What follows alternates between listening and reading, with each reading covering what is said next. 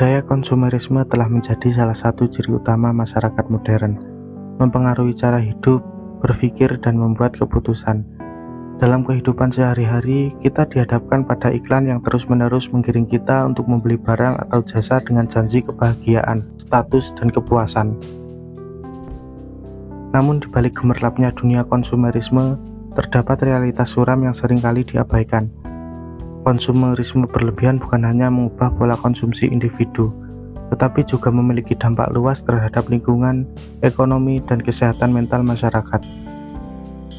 Pada dasarnya, konsumerisme lahir dari keinginan untuk memenuhi kebutuhan, tetapi dalam praktiknya, ia berkembang menjadi pemenuhan keinginan yang tidak pernah berujung. Perusahaan besar melalui strategi pemasaran yang cerdas menciptakan kebutuhan-kebutuhan palsu yang mempengaruhi psikologi konsumen. Kita tidak lagi membeli sesuatu karena benar-benar membutuhkannya, melainkan karena merasa tertekan oleh norma sosial, tren, atau keinginan untuk menunjukkan status tertentu. Budaya ini diperkuat oleh media sosial di mana banyak orang yang merasa perlu memamerkan apa yang mereka miliki agar dianggap relevan atau sukses. Dampak lingkungan dari budaya konsumerisme sangatlah signifikan. Permintaan yang terus meningkat terhadap barang-barang konsumsi mendorong eksploitasi sumber daya alam secara besar-besaran. Industri fashion cepat misalnya menjadi salah satu penyumbang terbesar limbah tekstil dan polusi air di dunia. Barang elektronik yang dibuang setiap tahun menciptakan gunungan limbah elektronik yang sulit terurai. Sementara produksi massal makanan instan dan produk sekali pakai mempercepat penumpukan sampah plastik di lautan. Ironisnya, banyak dari barang yang kita beli hanya digunakan dalam waktu singkat sebelum akhirnya dibuang. Pola konsumsi semacam ini tidak hanya merugikan planet, tetapi juga menciptakan ketidakseimbangan dalam ekosistem global. Dari segi ekonomi, konsumerisme berlebihan menyebabkan banyak individu terjebak dalam siklus hutang. Godaan untuk membeli barang-barang mewah atau mengikuti tren terbaru seringkali membuat orang mengorbankan stabilitas finansial mereka.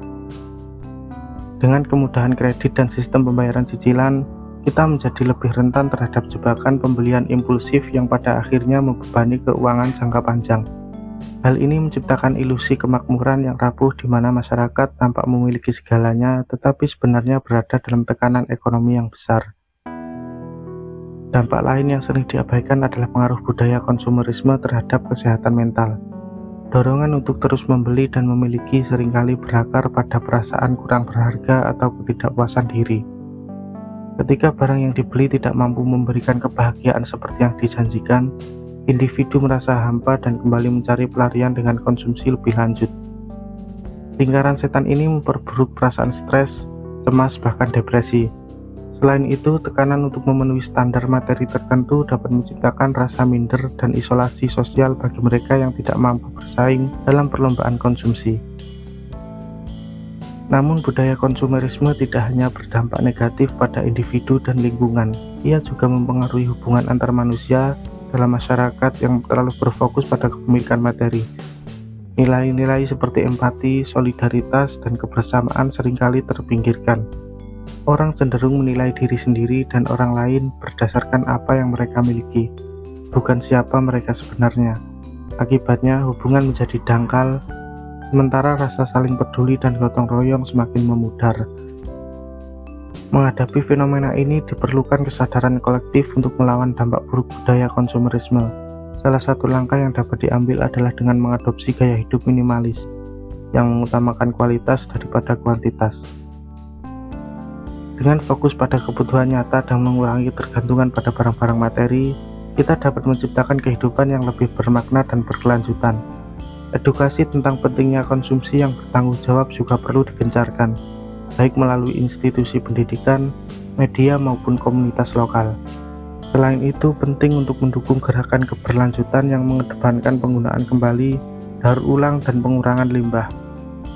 Perusahaan perlu didorong untuk mengadopsi praktik bisnis yang lebih ramah lingkungan.